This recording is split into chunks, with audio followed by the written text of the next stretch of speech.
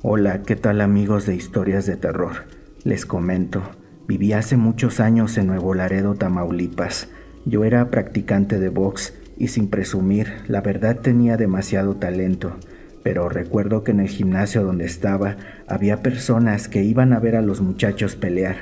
En una ocasión, varios hombres me invitaron a trabajar con ellos en un grupo criminal. La verdad, aunque me gustan mucho los corridos, a pesar de que me gusta la acción y admiro a Scarface, no quise aceptar su invitación porque yo sabía que se trataba de algo peligroso y pondría en riesgo a mi familia, así que rechacé el trabajo. Pasando un tiempo saliendo del gimnasio, me abordaron varios hombres en camionetas y me dijeron que a partir de ese día iba a trabajar con ellos, o de lo contrario, mi familia pagaría las consecuencias. Por lo tanto, no me quedó de otra y comencé a trabajar para la mafia. Seguramente mis familiares me dieron por perdido. Supe que pusieron carteles de búsqueda, pues me reportaron como desaparecido, y durante muchos meses fui entrenado en lugares aislados, lejos de las ciudades. Cuando ya empecé mi actividad, estuvimos en varios lugares, pero regresando de nuevo a mi ciudad, Nuevo Laredo, me pusieron bajo el mando de una persona que era extremadamente supersticiosa. Era un hombre que tenía actitudes positivas, pero también negativas, por lo cual no me sentía tan mal, aunque sí tenía remordimiento porque sabía que en ocasiones dañábamos a personas que no tenían nada que ver con nuestras actividades. Este jefe cada día se hacía más supersticioso y después recuerdo que contrató los servicios de un hombre que decía ser un brujo de Catemaco, Veracruz. El que era mi jefe se la pasaba portando amuletos, imágenes, se hizo tatuajes de la Santa Muerte, tatuajes de oraciones que este brujo le dio para protegerlo. Supuestamente con esa protección nadie podría dañarlo. Por esa razón mi jefe le regalaba dinero, joyas e incluso le llevaba mujeres para complacerlo.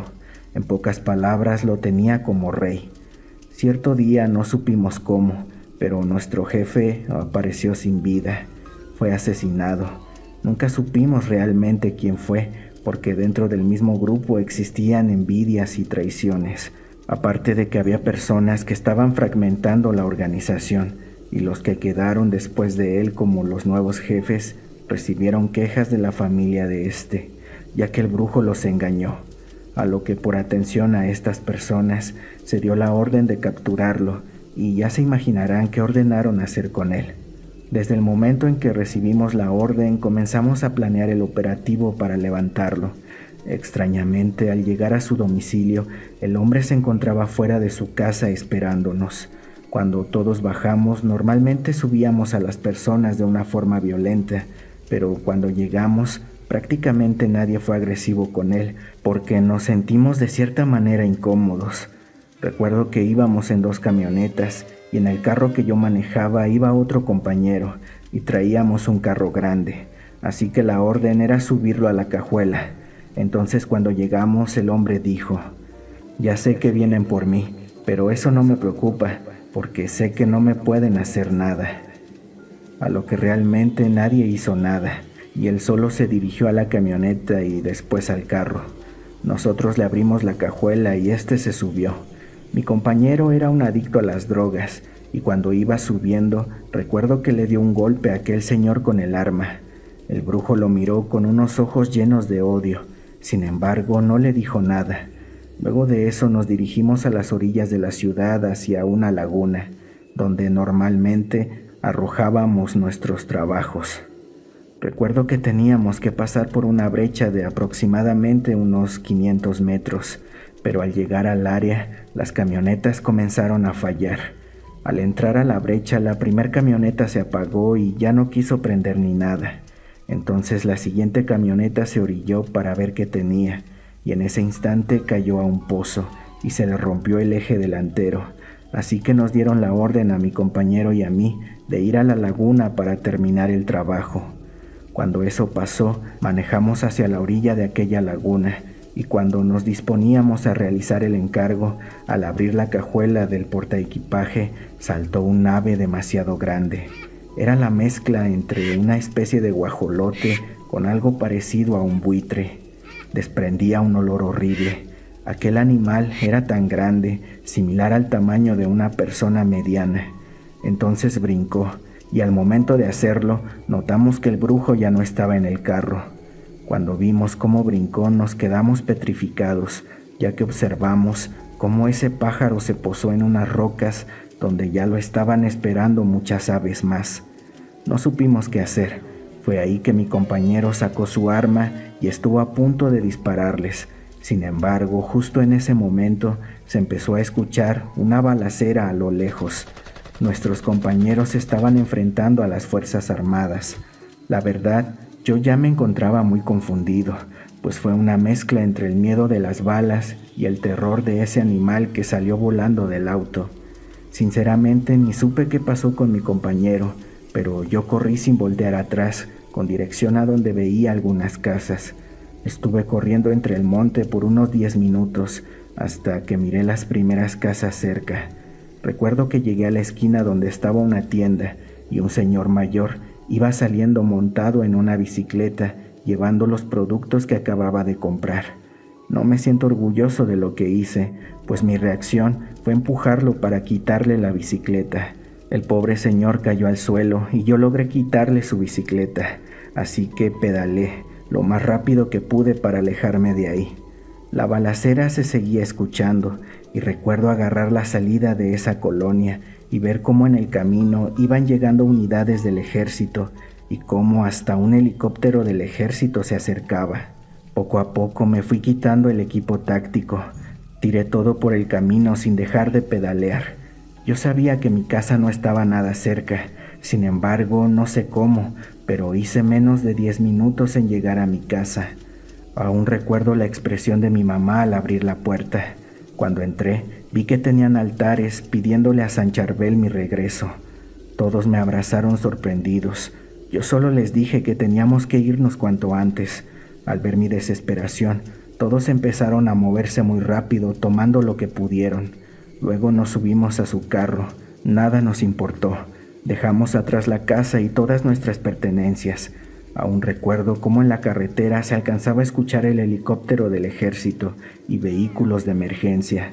La verdad es que muchos de mis compañeros me habían comentado haber visto cosas en el monte cuando entrenaban. Pensaban que se trataba de brujas porque eran bolas de fuego. Sinceramente, yo sí creo en todo eso, pero jamás vi algo ni me pasó nada. En esa ocasión yo no sabría decir qué fue lo que sucedió, solo que estoy seguro que ese brujo entró a la cajuela y cuando la abrimos salió algo muy diferente, un pájaro bastante extraño, y de aquel hombre no quedó rastro alguno.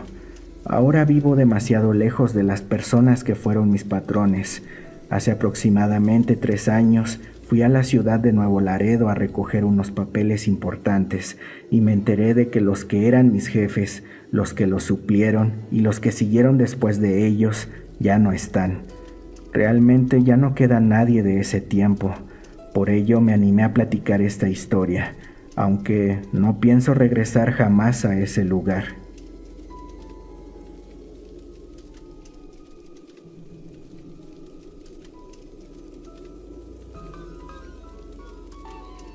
Muy buenas noches. Les mando un cordial saludo desde algún lugar de Tamaulipas.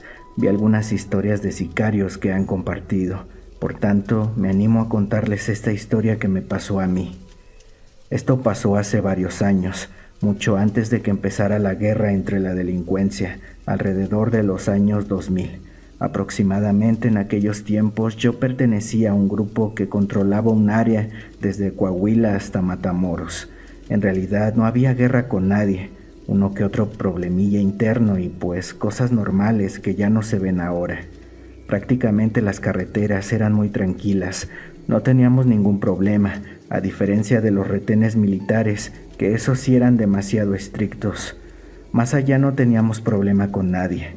En un tiempo hubo bronca con otro grupo que quería apoderarse de la plaza, así que nosotros nos manteníamos alerta, vigilando y cuidando el trayecto entre Nuevo Laredo y Ciudad Guerrero, Tamaulipas, que son cerca de 100 kilómetros, y en ese entonces toda la carretera era demasiado transitada.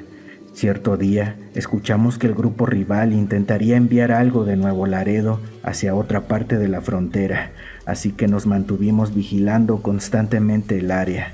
Era una noche de Navidad, lo recuerdo bien, y la carretera estaba prácticamente vacía, así que nos dirigimos de Nuevo Laredo a Ciudad Guerrero, pero se nos informó por la frecuencia que había un retén militar, así que nos salimos del camino en algún punto para rodear la carretera, tomando una brecha y poder rodear a los militares.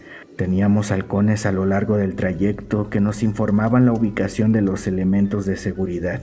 Entonces tomamos esa brecha y seguimos adelante varios cientos de metros por dentro del monte.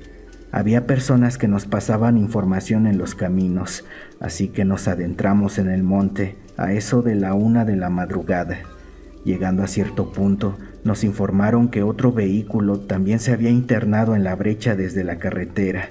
De inmediato nos preparamos para interceptarlo y recordamos los informes de que el grupo contrario intentaría cruzar algo, así que imaginamos que se trataba de ellos. Preparamos un lugar para esperarlos. En una cañada, al ver que se acercaban, les cerramos el paso al camión. Realmente no éramos muchos elementos como andan ahora, solo unas 6 personas, 3 en cada camioneta. Bueno, pues le tapamos el paso al camión, una camioneta delante y otra atrás, y logramos identificar el vehículo. Para nuestra sorpresa se trataba de un vehículo utilitario de una marca de bebidas lácteas. Era un camión de 3,5 toneladas, refrigerado. Le echamos la luz al interior de la cabina y solo había un conductor. Era un hombre de baja estatura, de unos 60 años, algo regordete, de aspecto apacible, que traía de hecho el uniforme de la empresa, lo cual nos extrañó más, así que nuestro jefe nos dio la señal de que no disparáramos. Enseguida le dio la orden al chofer que se bajara. El señor obedeció tranquilamente y el jefe le preguntó por qué andaba por ahí. El señor respondió que solo se había perdido. Le preguntamos qué llevaba en el camión y dijo que trabajaba para la empresa de lácteos. De hecho, traía su uniforme, su gafete, los papeles que lo acreditaban como conductor de la unidad. Entonces el patrón, con extrañeza, le dijo al señor que se apartara. Revisamos la cabina, todo parecía normal. Posteriormente me dio la orden de abrir las puertas del camión y así lo hice. Al abrir la puerta había una pared de cajas de plástico llenas de productos lácteos, natillas, yogures, quesos. Se veía bastante normal. Cuando pensé que todo estaba bien y estaba a punto de cerrar las puertas, escuchamos un disparo. El conductor de no sé dónde sacó un arma de fuego, se la puso en la cabeza y la accionó. De inmediato y por instinto, 2 compañeros dispararon sus armas. Quizá por los nervios, se les escapó el tiro, o no lo sé. El misterioso hombre, sin ningún motivo aparente, había terminado con su vida. Entonces el jefe dijo: «Seguro este cabrón es contra, o está escondiendo algo. Quiten las cajas, vamos a ver qué hay atrás». De inmediato imaginamos que se trataba de contrabando, armas, drogas o algo que pudiera servir al otro grupo. Sin embargo, ¿cuál fue nuestra sorpresa al ver lo que había allí detrás? Eran una especie de cajas de metal. Las abrimos y en ese momento el patrón, que era un exmilitar acostumbrado a ver cosas horribles, fue el primero en entrar y salió del camión vomitando. De inmediato, el resto fuimos a ver lo que había. Lo recuerdo y hasta ahora me sigo estremeciendo. Había por lo menos unos 30 cuerpos de víctimas infantiles, apilados unos encima de otros, como si de ganado se tratase, de entre 1 y 3 años máximo. Fue una sensación horrible. ¿Qué diablos estaba pasando? Esto iba más allá de un simple grupo de la delincuencia organizada. Luego de eso, el jefe salió del camión y de repente empezó a patear el cuerpo de aquel tipo con demasiada furia. Él tenía 3 hijos pequeños que nosotros sabíamos que eran toda su adoración. Estaba llorando de coraje y rabia. Nos preguntábamos qué hacer. En eso estábamos, cuando de pronto sonó nuestra frecuencia para advertirnos que el retén de militares se había puesto en movimiento con dirección a nuestra ubicación. Por ello decidimos retirarnos, dejando al conductor ahí tirado y al camión. Ahora que han pasado los años, pienso que tal vez los militares escucharon los disparos, ya que estábamos a lo mucho a unos 3 o 4 kilómetros, o quizá alguien les avisó. Nunca supimos realmente qué pasó, solo que a partir de esa ocasión, los camiones de esa compañía de lácteos solo circulaban de día y extrañamente siempre llevaban cerca unidades policíacas o militares, como si no directamente, pero casualmente, fueran cerca cuidándolos. Yo con el tiempo, después de varios años, logré retirarme de esa vida. Conocí a la que ahora es mi esposa, me entregué a Jesucristo y mi vida cambió por completo. Ahora soy pastor en una iglesia y aunque como tal mi historia no es algo sobrenatural, sin duda que me marcó de por vida. Ahora sé que allá afuera existen organizaciones que hacen cosas mucho peores que las que todos conocemos. Saludos para todos en la comunidad de historias de terror.